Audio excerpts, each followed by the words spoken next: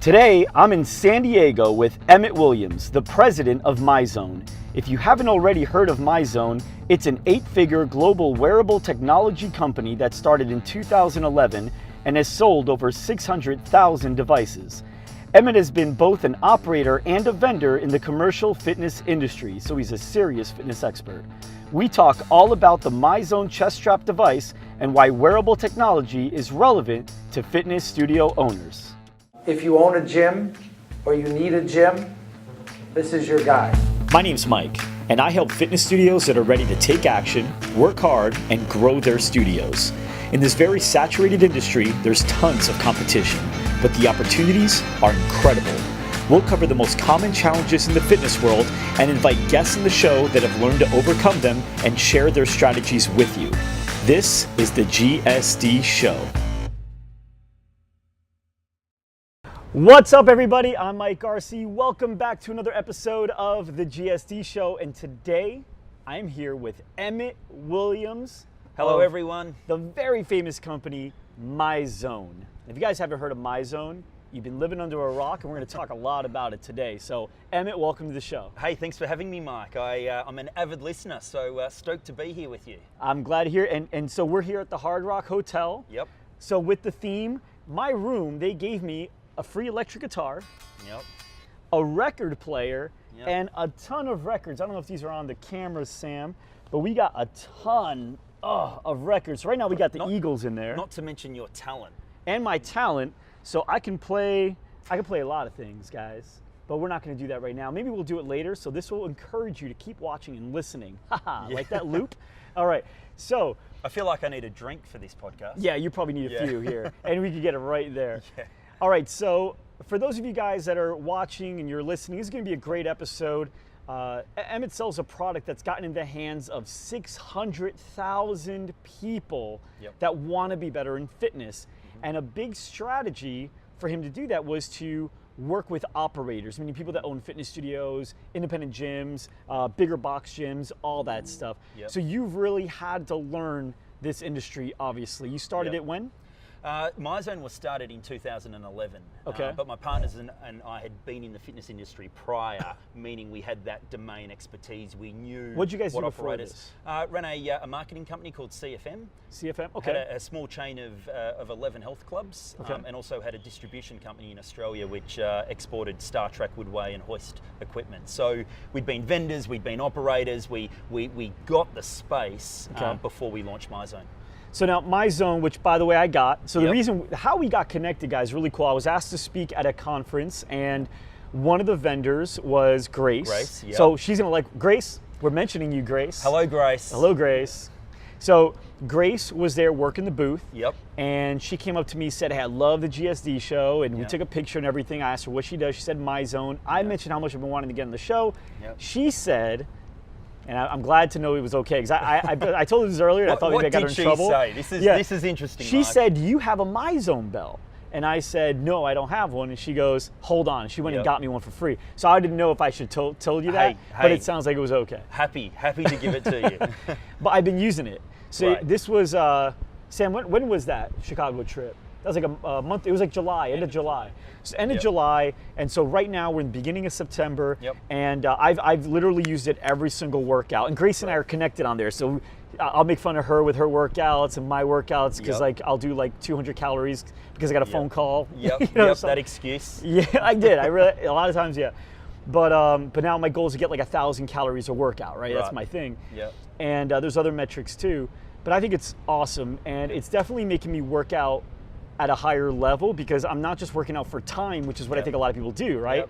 Want to do an hour. Now I'm like, I want to do 1,000 calories. And here's the thing, because you get better as an athlete, burning 1,000 calories today will be harder with the same effort in a month from now. I'll have to, because my body's in better conditions, I'll have to work out harder and better to be able to burn the same amount of calories. So I'm looking at the numbers like crazy. So what made you go from, hey, I got this promotional, this marketing company in 2010 or 2011, and say, hey, let's start MYZONE and this awesome wearable device that'll help fitness enthusiasts get in better shape faster because they know their metrics? Really good question. Back in 2011, wearable technology was not even a mainstream name. In fact, Fitbit back then had only done $8 million worth of revenue, and Fitbit last year did $1.6 billion worth of revenue. So as a proxy for the growth of the wearable space, Fitbit are a great example. But no one really knew what wearable technology was. What we knew, however, was to start a business, you have to identify a problem, and it has to be a burning problem. And if you can get a solution to a burning problem, then you're in business. The fitness industry's biggest burning problem was the fact that we would join up people in January, and by March, April, May, they'd given up. What do you? I thought America was the most fittest country in the planet. Yeah. Aren't we all working out and staying committed? But believe me, America and my home country of Australia are in a head-to-head race at the moment for being the fattest Is countries. it just bad? It is. It's just bad? as bad. Okay. But anyway, so we saw this problem of attrition, and we drilled into it and realized it was really about motivation. Then we drilled into motivation and realized that motivation was about feedback, the sense of progress, the sense of achievement, the sense of winning. And that's why you got games like Farmville and Yep. Candy Crush and all these things on Facebook. Yep. Words with Friends. I got my kid all in Yep. Minecraft, and he's playing Pokemon these levels. Go, yep. Because you never stop liking those little bits of appreciation Yes. regularly. It's dopamine. Yeah. Yeah, and we call it the tingle in the toothpaste. So the classic example out of a great book called The Power of Habit. I read this one 6 years ago. It's an absolute classic if you're interested in building routines with your clients. But they use the example of toothpaste. So back in the 30s, Colgate realized that their customers were not brushing their teeth more than once a day, and they wanted them to brush their teeth twice a day. And this is in when? This is the 30s. Wow. Right back in the 1930s. And so they came up with this great idea of educating their customers, educating them about dental hygiene, about plaque, about the fact that dental hygiene is related to heart health, the whole thing. And it did not move the needle. Then the behavioural scientists came into the room and said, it's really easy. You just need to put citric acid in the toothpaste to give the user an immediate sense of satisfaction through the tingle. They did that, and they blew their numbers up. Get out of here. Yeah, and that's how habits are formed. All good habits, all bad habits, whether it's drugs, alcohol, an addiction to chocolate cake, or good habits like exercise, brushing your teeth. It all comes down to an immediate sense of reward, and if you can provide that, then when you're triggered to do that routine again, the urge to do it is so much greater. Wow. Yeah.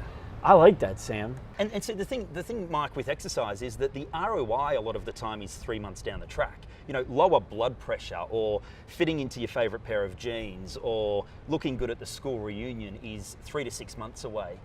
That doesn't work. It's got to be immediate. And a lot of people leave a workout feeling exhausted and feeling like it's a chore. So things like Pokemon Go and Farmville and whatnot, it's all about that instant sense of win. This guy, Sam here, so we go to the beach. I took the company to the beach. Yep.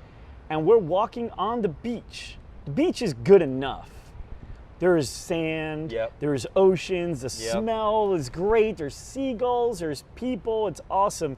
This guy's face is in his phone looking for unique Pokemon animals that don't exist anywhere but the beach. Yeah, Sam, my 6-year-old boy does that as well, so you're in the same bucket as him. Yeah, well, so does my 35-year-old uncle. So, yeah, so there you go. Or 40-year-old uncle, whatever. Games are fun. They're all doing it, right? So I think it just doesn't matter what age you're at. People will find a way to just kind of keep playing a game when there's immediate wins. Like soccer is hard for a lot of people. Because those immediate wins don't win. Here in the U.S., I see that basketball's become a little bit faster. Football, all that with all the different points it can score. Throughout the country, obviously, very different. But yeah, immediate wins are just supercharging somebody's behavior. So when it comes to the company that you guys started building, 2011, we're at 2017 right now. It's 6 years. What was 2011 to 2012 like? I just got shudders when you asked that question, because I'll tell you what it was like. We had this big idea. I relocated from Australia to the United States to be part of launching it. There's 3 partners in the business, and we had a product. We went on a tour with classical people like Joe Sorelli in Gainesville, Rick Caro, the grandfather or the godfather of the industry. We got feedback from all these guys, and they all gave us the thumbs up. So we thought we were onto a winner until we built it. and we learnt what glitches were about. And honestly, for 2 years, we had a product that had it was almost like a Rubik's Cube. We'd fix one side and then there'd be a problem on the other side. So it was really tough. But in that time, we got really close to the innovator and the consumer and worked out, what is the job to be done here? How can we provide value? And we learnt a lot in those early stages, got product market fit. Then it started ramping in 13 and 14 as a company. Okay. Now we're in 2017. Yep. And we talked a little bit about this earlier. You're not allowed to share exact revenue numbers, or you don't want to share exact revenue numbers, but you can say a general idea. So where are you guys at right now? It's an eight-figure company. Eight-figure company is Yep. growing. Yep. Because last year to this year, what's the growth been like? Top line growth has been 50%. So we're September 17 now. It's crazy. Last year was 50% growth. This year we're on track for 50% growth. And next year we'll be putting another target on the wall, 50% growth. That's incredible. Yeah. That's incredible. Okay, so let's talk about why this thing has been attractive to operators, because going after end users, like we talked a little bit about this earlier, it's been a little bit more of a challenge than getting it directly into the hands of the operators that can get it into their end users' hands themselves, right? So talk to me about what's the benefit of a fitness studio or a gym using this and getting their members on it? Yeah, okay, so there's two parts to that question.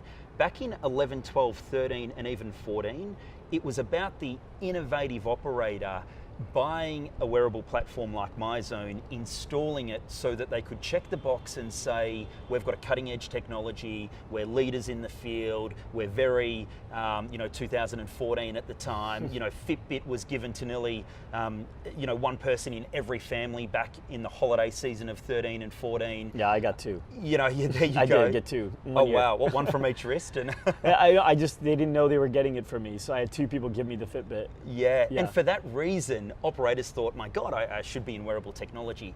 However, in 16 and 17, it's been more of a deliberate strategy call.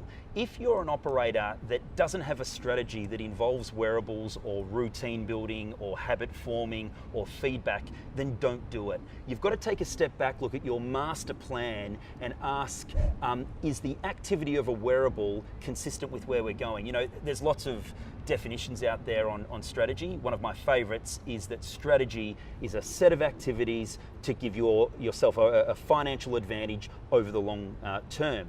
Now, the key phrase there is a set of activities. Take indoor cycling, for example. 10 years ago, no one knew that indoor cycling was going to be as big as it is today with cycling studios. And they're all different. SoulCycle is very different to Flywheel, is very different to Peloton, but what they're all doing is selling exercise on an indoor bike, right? But their activities that they choose are very different.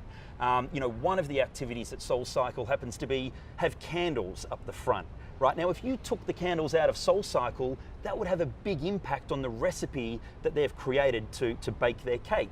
If you gave those candles to Flywheel, Flywheel would look at you funny and say, what are these candles for? Yet, Peloton have turned around and said, guys, what do you mean we have to sign up leases? We don't need to sign up leases for studio space. You just got to sell bikes and make sure they have internet. Yeah, we're going to pump it through to the touchscreen. So they've all got a different set of activities to earn that financial advantage over the long haul. So let me bring this back. If you're an operator, you've got to look at what your mission is, what your vision is, and then look at your set of activities. And in many ways, you're the conductor of an orchestra, and you are calling on the saxophone, you are turning down the violin, you've got knobs and levers, you're in charge of it, and wearables are just one part of your orchestra, and if it fits with the bigger picture, then run the play. If it doesn't, don't do it, because it will sit there like a white elephant. Yeah.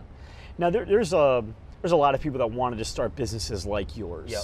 And they don't sell 600,000 units, Yep. right? They hope to sell 1,000. They hope to sell a few hundred. You've done a lot of things right in order to be able to pull this off. What do you attribute your success to more than anything? As an entrepreneur, all the people watching and listening, what would you attribute most of your success to?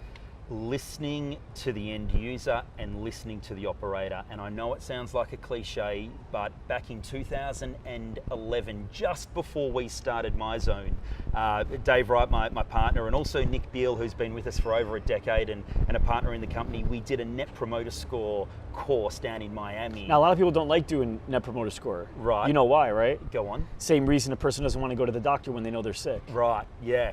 Yep, that's right. We did the course, fell in love with it, and of course at the heartbeat of Net Promoter Score is getting feedback. So we've been running simple surveys like that for 6 years now. But you know, a great example I think was 3 weeks ago. I've just finished a Disruptive Innovation course, and the lecturer, Clay Christensen, who wrote a great book called Innovator's Dilemma, and I'm reading a book at the moment that he wrote called How to Measure Your Life. This guy is the granddaddy of innovation and disruptive strategy, right? He's a professor at Harvard University, and he talks about how McDonald's innovated the thick shake or the milkshake, right? And he tells the story how what McDonald's did was they looked at the chocolate milkshake and they said, how can we sell more of them? I know, how can we make the product better? And they asked a few people, how can we make the product better? And they said, put more chocolate sauce in it, make it more chocolatey, and see if we can sell more. They did that, it did not work. What they then did was they went out into the field and they got their clipboards and they sat at McDonald's for 12 hours a day and understood what type of people were walking through the front door to buy a chocolate milkshake. Now, would you believe that the majority of chocolate milkshakes are sold before 8 a.m. to males between the age of 25 and 35? Wow. Right? Before 8 a.m. That's a way disgusting. to start the day, right? Like let's get this day off right. Let's get a McFlurry in the system and really just hit the ground running. Yes, I'm glad you brought up a McFlurry, because a McFlurry wouldn't have done the job to be done. Let me explain. So they sat there and they said to these commuters, why is it that you're buying a thick shake or a milkshake at 7:43 in the morning? And what they found was that they had a long commute, right? It was early in the morning, it was a boring commute, and what they wanted to do was make the commute more interesting. They also wanted to fill their stomach so they weren't hungry until lunchtime. And if they took a banana, the banana went in 20 seconds flat, right? If they took a Snickers bar, they felt way too guilty having a Snickers bar. If they had a bagel with cream cheese on it, because they only had two hands and they were driving, it was just too messy for them. It didn't get the job done. Whereas a McDonald's chocolate thick shake got the job done perfectly. One hand on the thick shake, one hand on the steering wheel. It took 40 minutes to drink the thing, so it made the drive more interesting. And so what they did, but once they understood the job to be done, they went and innovated the product that way. So they started building machines at certain locations, so that when the commuter would come in, they'd have a swipe card. They wouldn't have to line up. They just walk up, self-serve themselves, and jump back in the car, and off they would go. And McDonald's have claimed that their sales in thick shakes quadrupled. I mean, this is a famous case study out of Harvard by Clay Christensen. Really interesting stuff. So let me now pull that back in. I did this course back in the spring.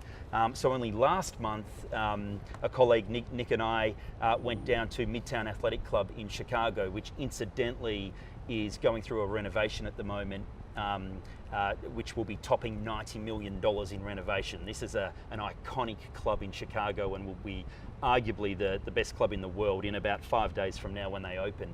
Either way, it's an existing club, so we went into the renovation site and we sat there, guess what, with clipboards, a whole bunch of questions, and rather than saying, how do we make MYZONE better, we turned around to the user and said, tell us, when you wake up in the morning, what does your routine look like? What does it look like the night before? What are you trying to get done here? And we took all that feedback and pumped it into the hopper, and that is what we use to create problem statements, so that we go out to our team in the quarterly offsites, pose problem statements, and then use brainstorming and the like to try and solve those problems. Wow.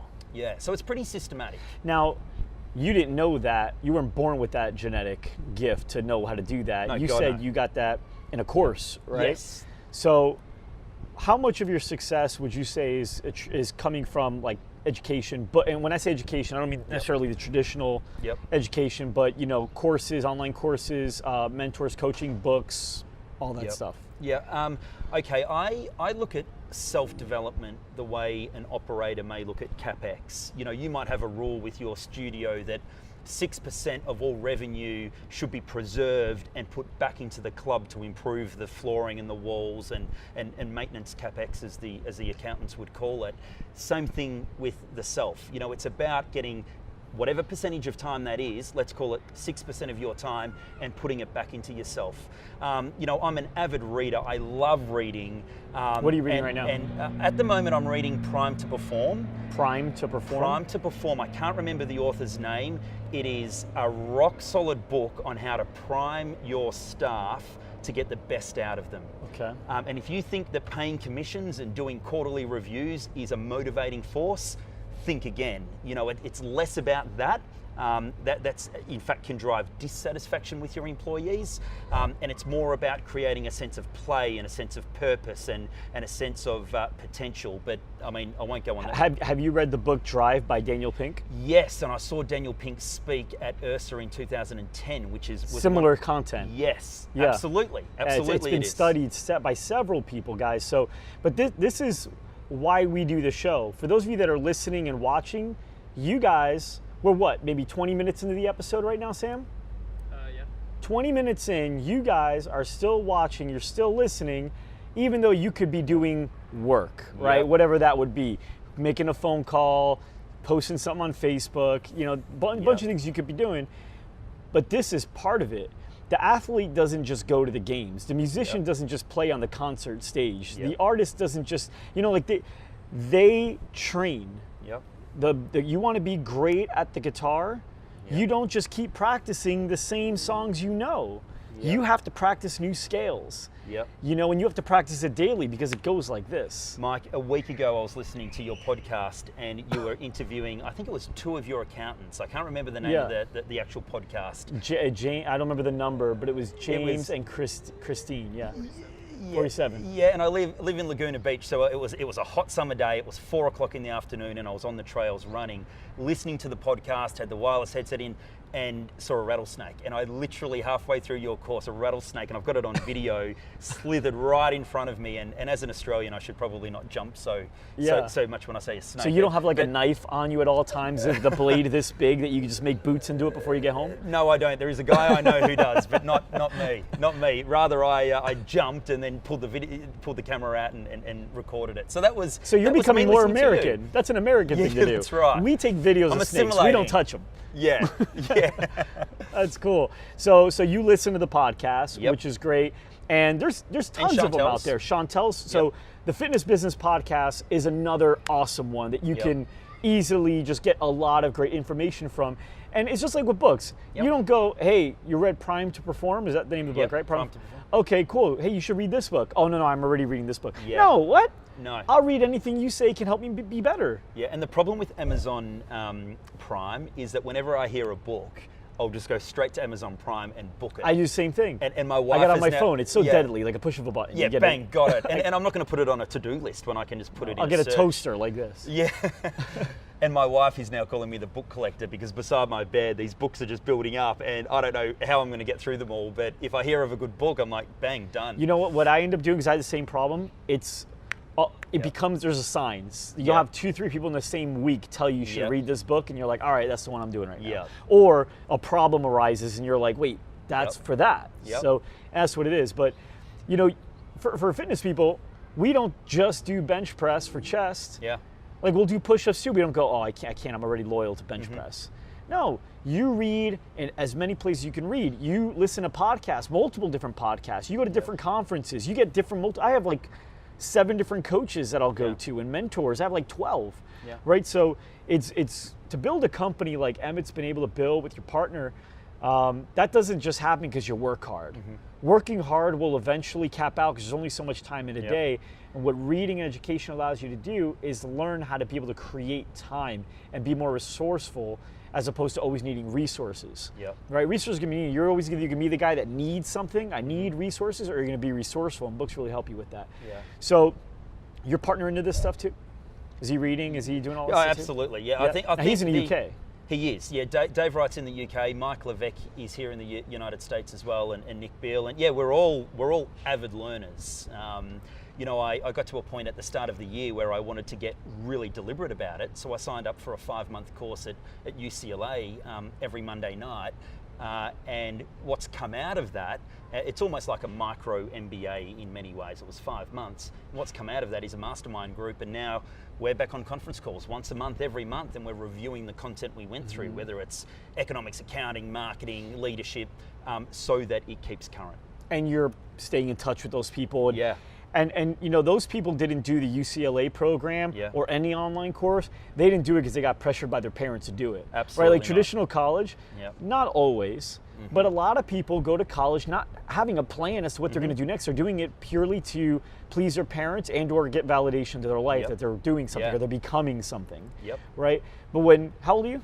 40. When you're 40 years old and you put yourself through a UCLA program, it's not about impressing your parents anymore. It's not about, you know, validating so you can feel like you're doing something eventually. Yeah. It's, I want to learn. Yeah, it's about leveling up. It's about building the toolbox so Right. that when a problem is pitched at you, you've got the right tool to pull out and go, let's solve for X. Yeah, and it's great to know that everyone that went through that course is probably like you. Yeah. So that's the people you want to network with. Yep. You know, you always want to make sure that the people you're running with are running a little faster, telling you to hurry up. Yeah. You Yeah, know? and I think it's also a really good leadership trait that if you're always learning and then you're passing on some of the tools that you're learning, even if your team are not proactively out there reading books and learning, you're almost teasing them and you're developing them as you go. Right. Yeah. That's awesome. Okay, so let's bring it back to MYZONE Yep. real quick. So when it comes to the end user, can Yep. the end user go online and actually buy these belts, or can they only get it in studios and stuff? No, they can go online and buy it, Okay. but the primary belt is in US dollars is $149. Right. If they're a member of a studio or a club with MYZONE, they can buy it for $99. Okay, The cool. wholesale in US dollars is $60. $60? Yeah. All right, awesome. Last thing, guys, before we go, we got to hear Emmett talk about a lot of stuff. MYZONE is something I've been using and it's incredible. And I know other studio owners, like, you know, we work Yep. with 400 different fitness studios throughout Yep. the country and outside of the country. And MYZONE is being used by a lot of them, Yep. which is really great. And they love them. And it's one of those things that you kind of get stuck. You're like, wow, Yep. it's like TiVo. Yeah. Or like Yeah. DVR. Like you don't go, you know what, I miss the old way of Yeah. not being able to rewind. You Yeah. know, it just doesn't happen. So I'm addicted to it. So a couple things we learned today. Definitely make sure that you guys are reading, constantly learning, but also if you really want to be better at anything, measuring. What gets measured gets done. There's a reason sports coaches want to know what the box scores weren't made for the fans. Yeah. The box scores were made for the decision makers on who's playing and why, right? And same thing for everything. Everything gets measured at the big corporations, the big companies. Don't think because you're a small business, it's not something you should be doing. If you watch Shark Tank, first thing you want to know is what are your numbers. And the first second the person doesn't know their numbers, they don't even want to do business with them anymore. And why aren't we doing that with fitness? Yeah. We're already proven that we're not in shape as a country. Yeah.